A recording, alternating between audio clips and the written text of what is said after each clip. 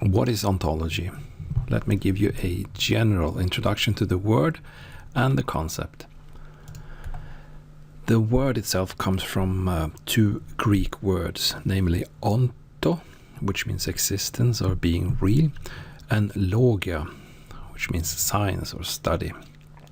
And the word ontology is used both in a philosophical context and a non-philosophical context. And let's start with the former.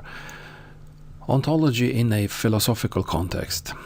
Well, it's basically the study of what exists, what is being real, what is real. And examples of philosophical ontological questions could be: what are the fundamental parts of the world and how are they related to each other? Are physical parts more real than immaterial concepts? For example, are physical objects such as shoes more real than the concept of walking? And in terms of what exists, what is the relationship between shoes and walking? And why is ontology important in philosophy? Well, philosophers use this concept of ontology to discuss questions, to build theories and models, and to consequently better understand the ontological status of the world. And over time there's been two major branches: ontological materialism and ontological idealism. Materialism, from a philosophical perspective, is the belief that material things such as particles, chemical processes and energy are more real than, for example, the human mind. So the overall belief within ontological materialism is that reality exists regardless of a human observer. And in ontological idealism, on the other hand, the belief is that immaterial phenomena such as the human mind and the consciousness are more real than the material things.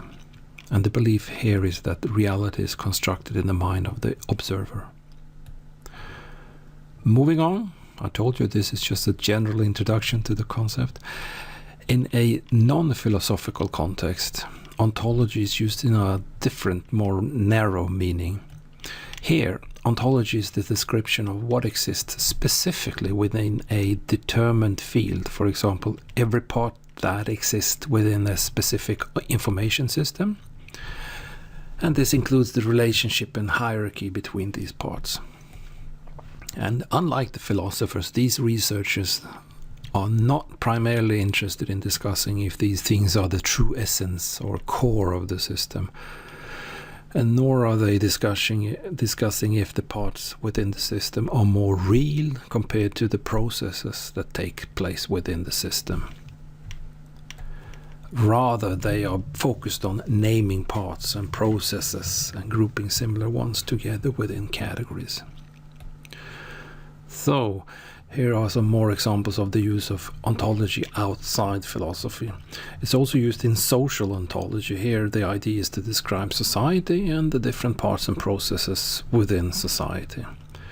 And the purpose of social ontology then could be to simply understand and describe the underlying structures that affect individuals and groups.